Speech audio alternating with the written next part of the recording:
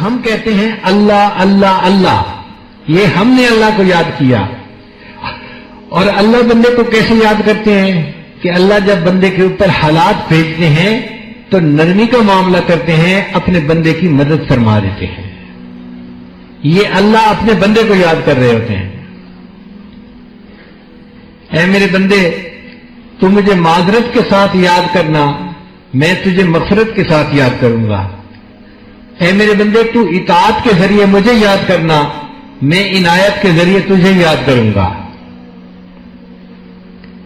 قرآن مجید میں انہی لوگوں کو جو کثرت سے ذکر کرتے ہیں اولو الالباب، عقل مند لوگ کہا گیا، کہ جو اللہ کو کثرت سے یاد کرنے والے لوگ ہیں یہ عقل مند لوگ ہیں. شیطان ہمارا دشمن ہے، وہ ذکر کرنے والے بندے کے راستے میں روڑے اٹکاتا ہے. اور یہ روڑے دو طرح کے ہوتے ہیں، کبھی شبہات کے ذریعے سے اور کبھی شہوات کے ذریعے سے. شبہات کے ذریعے کا کیا معنی کہ دل میں شبہ ڈال دیتا ہے. اللہ تعالیٰ کے وجود کے بارے میں، شریعت کے بارے میں، احکام شریعت کے بارے میں، اور یہ چیز اس بندے کو کفر تک پہنچا دیتی ہے. شریعت کی کسی چیز میں شک کرنا یہ انسان کو کفر تک پہنچا دیتا ہے. اس لیے نبی علیہ الصلوۃ والسلام نے دعا مانگی، اللہم انی اعوذ بک من الشک والشرک والشقاق والنفاق وسوء الاخلاق. یعنی شرک جو اتنا بڑا گناہ ہے، اس سے پہلے اللہ کے حبیب صلی اللہ علیہ وسلم نے شک سے پناہ مانگی اللہ کی، کیونکہ یہ شک انسان کو برباد کر دیتا ہے. تو شیطان شبہات کے ذریعے سے، شکوک کے ذریعے سے انسان کو برباد کرتا ہے. ہمارے مشائخ نے کہا کہ تمہیں اگر کسی چیز کے بارے میں کوئی شک پیدا ہو جائے تو تم اس کو بھی اللہ کی خاطر چھوڑ دو. الحلال بین والحرام بین، حلال بھی واضح ہے، حرام بھی واضح ہے. ان کے درمیان میں کچھ چیزیں ہوتی ہیں جو مشتبہ ہوتی ہیں. اگر کوئی ایسی چیز ہو تو اللہ کے لیے اس کو بھی چھوڑ دیا کرو. اگر ایسا کرو گے تو تم متقی بن جاؤ گے، اللہ کے دوست بن جاؤ گے. اور یہ ابھی سے نہیں کام شروع ہوا، بہت پہلے سے. چنانچہ 10 ہجری مکہ مکرمہ میں ایک خاتون تھی، سیدہ بدیہ ان کا نام تھا. ان کے حالات زندگی میں لکھا ہے کہ ان کو یہ خبر ملی فلاں علاقے کے لوگ اپنی بیٹیوں کو وراثت میں حصہ نہیں دیتے، صرف بیٹوں میں زمین تقسیم کر دیتے ہیں. انہوں نے اس علاقے کے جو پھل تھے وہ کھانے چھوڑ دیے کہ مجھے کیا پتا یہ پھل اس باغ کا ہے جس کی ملکیت صحیح ہے یا شرعاً ٹھیک نہیں ہے. شک پیدا ہونے پر پھل کھانے چھوڑ دیے. امام اعظم حنیفہ رحمۃ اللہ کے پاس ایک آدمی آیا، حضرت میری بکری گم ہو گئی. فرمایا تلاش کرو. چند دن کے بعد آیا، حضرت کوئی پتہ نہیں چلتا. فرمایا اچھا یہ بتاؤ بکری کی عمر کیسے ہوتی ہے؟ اس نے کہا جی کہ اتنے سال بکری کی عمر ہوتی ہے. تو جتنے سال اس نے کہا اتنے سال حضرت نے مارکیٹ سے بکری کا گوشت لے کر کھانا چھوڑ دیا. مجھے کیا پتا یہ چوری کی بکری کا کہیں گوشت نہ ہو جو مجھے دے دیا جا رہا. تو شک والی چیز، شبہ والی چیز، اس کو اللہ کے لیے چھوڑ دینا یہ تقویٰ ہے. اور آج ہم بیرون ملک کے ریسٹورنٹ سے چیزیں کھانا پسند کرتے ہیں. بھئی انہوں نے کیا چیز اس میں ڈالی، کیا پکایا، ہمیں تو نہیں پتا. اگر ہم کھائیں گے تو اپنا باطن کا نقصان کریں گے، اپنی روحانیت کا نقصان کریں گے. اس لیے اگر ہم چاہتے ہیں کہ دل منور ہو تو ہمیں شبہ والی ایسی چیزوں سے پرہیز کرنا پڑے گا.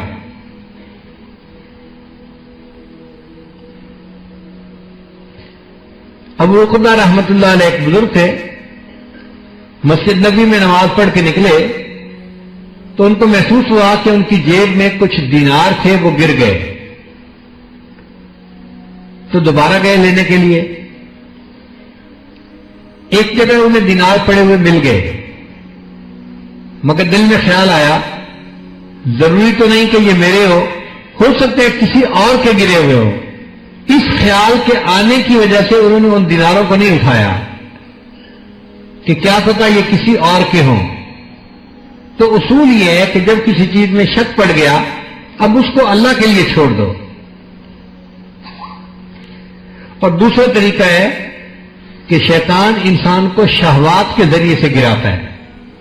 اس کے ذہن میں نفسانی شیطانی شہوانی خیالات پیدا کرتا ہے. ہمارے مشائخ نے اس کا سمپل حل بتایا کہ تم ایسے خیال کو ذہن میں ٹکنے ہی نہ دو. جیسے یہ خیال ذہن میں آئے تم اللہ کو یاد کرو تاکہ یہ خیال ذہن سے فوراً نکل جائے. اس کی مثال یوں سمجھیں، آپ کے فون پہ اگر کسی کا میسج آتا ہے اس کو پڑھنا یا نہ پڑھنا یہ آپ کا اختیار ہے. اگر نہیں پڑھیں گے تو آپ کو کوئی نقصان نہیں دیتا، پڑھیں گے تو پھر اس کے بارے میں آپ سوچیں گے. اسی طرح شیطان ذہن میں خیال کا میسج بھیجتا ہے. جب ہمیں پتہ ہے کہ یہ گناہ کا خیال ہے اس کو کھولنے کی کیا ضرورت ہے، اس کو پڑھنے کی کیا ضرورت ہے. آپ اس کو نہ پڑھیں، اگنور کر دیں، کوئی نقصان نہیں دے گا. خیال کا ذہن میں آ جانا یہ برا نہیں ہے، خیال کا خود ذہن میں لانا اور اس کو ذہن میں جمانا یہ برا ہوتا ہے. جس میں بندے کا اختیار نہیں اللہ تعالیٰ اس چیز پر اس کی پکڑ بھی نہیں فرماتے. شریعت کا مسئلہ ہے جنگلی ہرن اور اڑتے پرندے کو کوئی شخص بیچ نہیں سکتا. کوئی نہیں کہہ سکتا جی کہ جنگل میں فلاں ہرن پھر رہا ہے میں آپ کو بیچتا ہوں پیسے مجھے دے دیں. اس کی بے ہو ہی نہیں سکتی. کیوں کہ چیز کے اوپر قبضہ اختیار نہیں ہے، قبضہ نہیں ہے. اڑتے پرندے پر اختیار نہیں ہے. تو جب غیر اختیاری چیز کی بے نہیں ہو سکتی تو غیر اختیاری جو خیالات آتے ہیں اس پر بھی اللہ تعالیٰ بندے کی پکڑ نہیں فرماتے.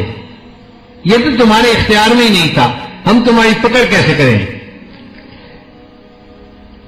غیر اختیاری خیالات کا آنا نہ معصیت ہے نہ مرض ہے. یہ کوئی مرض کی بات نہیں ہے. نیک لوگوں کو بھی خیال آ جاتے ہیں. اس کا ایک ہی حل ہے کہ اس کو اگنور کر دیا جائے، اس کو ذہن میں جگہ نہ دی جائے. اب اس کی ترتیب یہ ہے، پہلے ذہن میں خیال پیدا ہوتا ہے،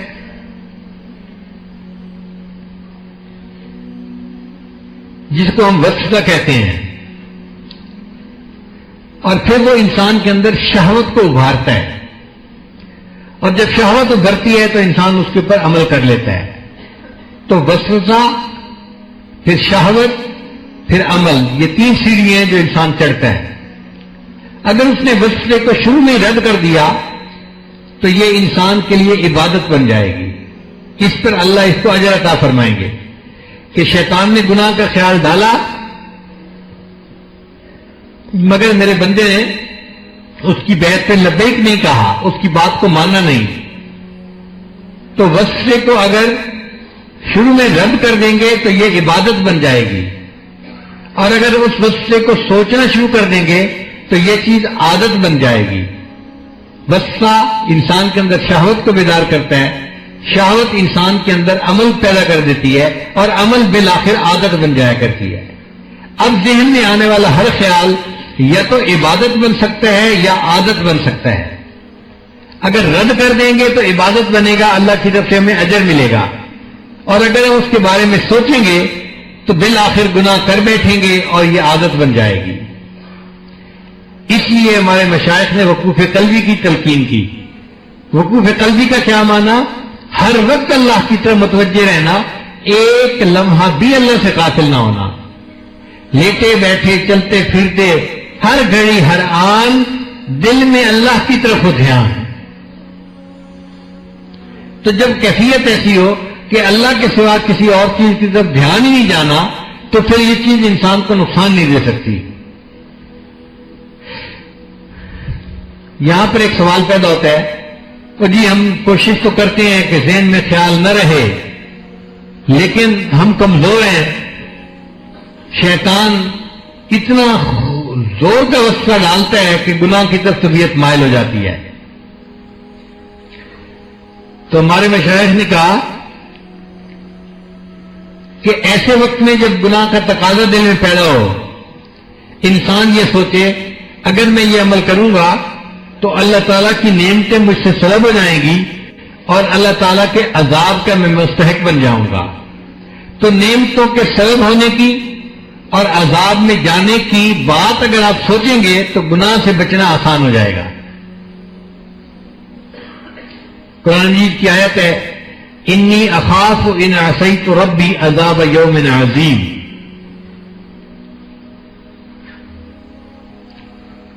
اور پھر اللہ تعالیٰ سے مدد مانگے کہ اے اللہ مجھے آپ ایسے وساوس سے نجات عطا فرما دیجیے، شیطان بدبخت کو میرے اوپر اختیار نہ دیجیے. اے اللہ جس طرح آپ نے آسمان کو زمین پر گرنے سے روک دیا، شیطان کو مجھ پر مسلط ہونے سے روک دیجیے. اللہ کے لیے شیطان کو روکنا آسان ہے. حضرت قسطلانی رحمۃ اللہ فرماتے ہیں کہ جو بڑے لوگ ہوتے ہیں نا انہوں نے پہرے کے لیے اپنے گھروں کے باہر کتے رکھے ہوئے ہوتے ہیں. اگر کوئی ان کو ملنے کے لیے آئے تو وہ کتا نئے بندے کو دیکھ کے بھونکتا ہے. اب اس بندے کے پاس 3 صورتیں ہیں. ایک تو یہ کہ وہیں سے واپس اپنے گھر چلا جائے. اگر گھر چلا گیا تو اس کو اپنے اس دوست سے کبھی بھی وصل نصیب نہیں ہوگا کیونکہ یہ تو راستے سے واپس آ گیا. اور دوسرا طریقہ یہ ہے کہ اس کتے کے ساتھ لڑنا ہی شروع کر دے ڈنڈا لے کے. یہ بھی کوئی اچھی بات نہیں ہے، اپنا وقت ضائع کرنے والی بات ہے. اور تیسرا طریقہ یہ ہے کہ اپنے دوست کو اطلاع دے، اس کو پکارے جی ذرا اپنے کتے کو آپ کنٹرول کیجئے. ہم نے دیکھا ہے کہ جس بندے نے کتا رکھا ہوتا ہے نا وہ کتے کو اشارہ کر دیتا ہے ٹونی پیچھے ہٹ جاؤ، تو کتا دم دبا کے پیچھے ہٹ جاتا ہے، اپنے مالک کی بات کو مانتا ہے. تو حضرت قسطلانی رحمۃ اللہ فرماتے ہیں کہ یہ شیطان اللہ رب العزت کے دروازے کا کتا ہے. جو اللہ تعالیٰ تک پہنچنا چاہتا ہے یہ کتا اس کو بھونکتا ہے. اب شیطانی وساوس کی وجہ سے ذکر کرنا چھوڑ دینا، مراقبہ چھوڑ دینا، یہ کوئی عقل مندی کی بات نہیں ہے. یا پھر ہم شیطان کے ساتھ لڑتے ہی رہیں، یہ بھی عقل مندی کی بات نہیں ہے. عقل مندی کی بات یہ ہے ہم اللہ سے مدد مانگیں، اے اللہ مدد فرما دے اور ان وساوس سے ہمیں نجات عطا فرما دے. جب اللہ تعالیٰ مدد فرمائیں گے تو شیطان کے وساوس ختم ہو جائیں گے، ہمارے لیے اللہ کی یاد میں زندگی گزارنا آسان ہو جائے گی. اللہ تعالیٰ پسند کرتے ہیں کہ بندہ مجھے تنہائی میں یاد کرے.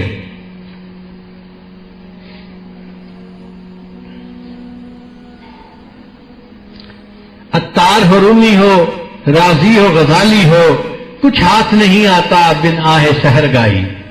تہجد کا وقت اس کے لیے بہترین وقت ہوتا ہے. انسان گھر میں ہوتا ہے، اکیلا ہوتا ہے، کئی مرتبہ باقی لوگ سو رہے ہوتے ہیں تو خوب تنہائی ہوتی ہے.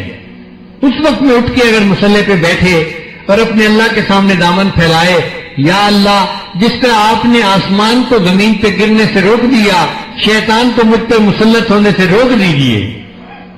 اس دعا کی برکت آپ دیکھیں گے کہ وسواس کم ہو جائیں گے.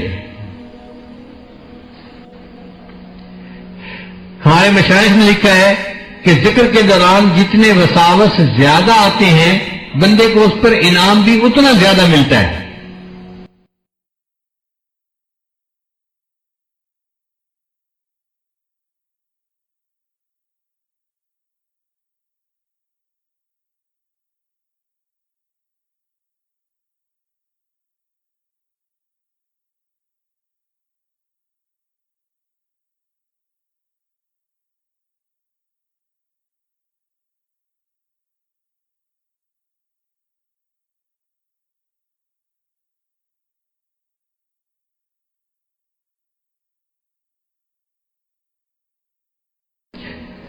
جتنی کوشش کریں گے اللہ کو یاد کرنے کی، اللہ تعالیٰ کی طرف سے اتنا انعام ملے گا.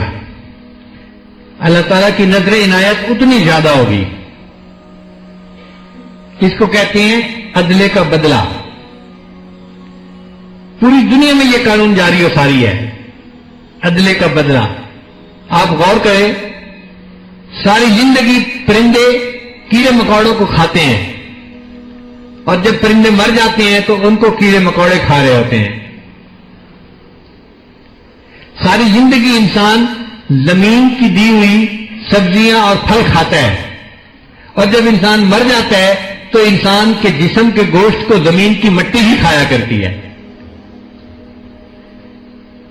تو ہم اگر شیطان کے ساتھ لڑیں گے تو اس کے بدلے میں اللہ کی رضا نصیب ہوگی، بدلہ ضرور ملے گا، اور اگر شیطان کی بات مانیں گے تو اس سے اللہ تعالیٰ کی ناراضگی ہوگی۔ اب اس کے لیے اپنے معمولات کو باقاعدگی سے کرنا ضروری ہے۔ ہمارے مشائخ مسجد میں اعتکاف میں، نفلی اعتکاف میں وقت گزارا کرتے تھے، روزانہ 2 گھنٹے 3 گھنٹے مسجد میں اعتکاف میں وقت گزارتے تھے۔ آج یہ عادت ختم ہو گئی، جس وجہ سے ذکر کے اثرات ہمارے اندر نظر نہیں آتے۔ عورتیں پہلے وقتوں میں مصلی کے اوپر لمبا وقت نماز پڑھتی تھی، تلاوت کرتی تھی، ذکر کرتی تھی، مصلی پہ ان کے خوب 2-3 گھنٹے گزرا کرتے تھے، اور آج کی عورت تو مشکل سے نماز پڑھتی ہے اور مصلی لپیٹ کے ایک طرف رکھ دیتی ہے۔